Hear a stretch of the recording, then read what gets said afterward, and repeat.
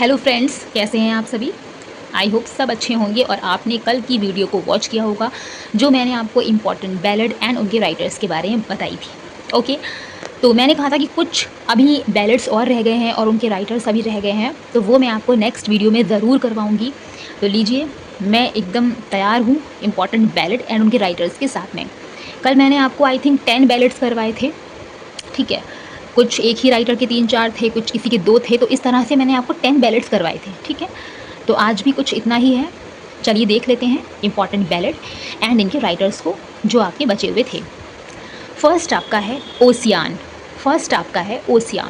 ओशियान लिखा है James McPherson ने। ओशियान को लिखा है जेम्स मैकपर्सन ने। ओशियान आया है आपका 1762 में। ओशियान आया है 1762 में। किसने लिखा है? जेम्स मैकपर्सन ने इसको लिखा है। नेक्स्ट है ballad of Agincourt. Ballad of Agincourt. Okay, वैसे तो क्लियर ही दिख रहा है, लेकिन अगर नहीं भी दिख रहा है तो आप मेरे बोलने पे थोड़ा सा गौर करिएगा। मैं बोल भी रही हूँ, बता रही हूँ आपको। बैलेड ऑफ एजन कोल्ड लिखा है माइकल ड्रेटन ने, या फिर हम माइकल ड्रेटन भी कह सकते हैं, वैसे माइकल ड्रेटन ही बोलते हैं इनको, ठीक है। Ballad of Agincourt, Michael Drayton. देखो, आपको यहीं पे याद हो जाएगा अगर आप ध्यान से सुन लेंगे तो, ठीक है। अगर 2-3 बार भी आप वीडियो को वॉच कर लेंगे तो आपको ऐसे ही लर्न हो जाएगा। हार्बीरियल लिखा है ब्राउनिंग ने। हार्बीरियल लिखा है ब्राउनिंग ने। नेक्स्ट है, अब ये वॉल्टर स्कॉट के आपको 4 बैलेड्स लर्न करने होंगे। Ministry of Scottish border, ministry of Scottish border, proud Maisie, the lay of the last minstrel, the lay of the last minstrel and eve of saint John, eve of saint John. ये सारे ballads लिखे हैं sir Walter Scott ने। किसने लिखे हैं? Sir Walter Scott ने, ठीक है। ओके, नेक्स्ट है राइम ऑफ एंशिएंट मैरिनर, जो कि आपका 7 पार्ट में है। ब्रैकेट में मैंने लिख दिया है। Rime of ancient mariner 7 part में है। Kubla Khan and Christabel, Kubla Khan and Christabel, ये लिखा है एस.टी. कॉलरिज ने। And S T. कॉलरिज ने ये लिखे हैं 1798 में। 1798 में 1798 में ही William Wordsworth and S T. Coleridge का लिरिकल बैलेड पब्लिश हुआ था, ठीक है, जिसमें टोटल नंबर ऑफ पोम्स हैं 23, 19 जिसमें विलियम वर्ड्सवर्थ की हैं एंड 4 एस.टी. कॉलरिज की हैं, ठीक है। तो total number of poems in lyrical ballads are 23. You should know about that is important. And okay, next है relics of ancient English poetry. ये मैंने आपको बैलेड के बारे में जब मैं आपको बताया था तब भी मैंने बताया था कि 121 बैलेड को बिशप पर्सी ने कंट्रीब्यूट करा है relics of ancient English poetry के अंदर, एंड ये पब्लिश हुई थी इन 1765। यू कैन सी, मैंने ब्रैकेट में लिखा है इसका ईयर भी 1765। बिशप पर्सी कोई एकदम मेन पोएट नहीं थे, लेकिन इन्होंने कंट्रीब्यूशन दिया है।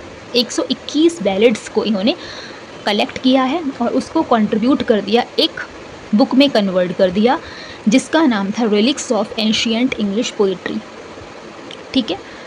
तो ये थे कुछ इम्पॉर्टेंट बैलेड्स एंड उनके राइटर्स।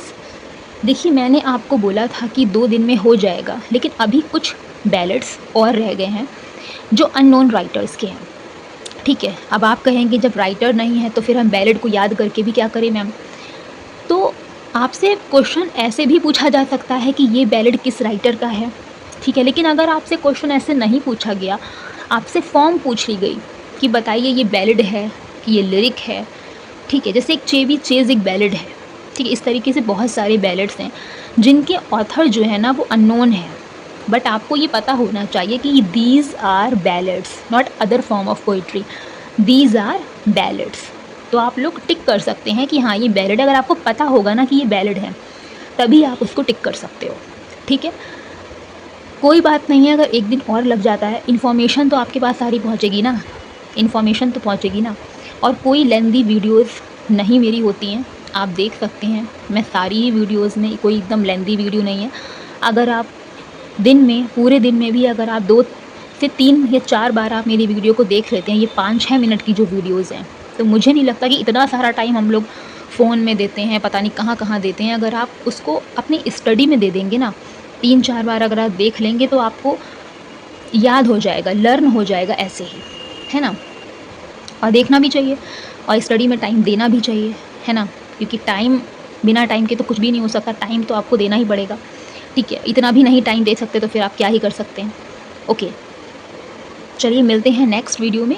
और वीडियो को लाइक करिएगा, शेयर करिएगा, कमेंट्स करके बताइएगा कैसा लग रहा है। मिलते हैं नेक्स्ट, बाय बाय।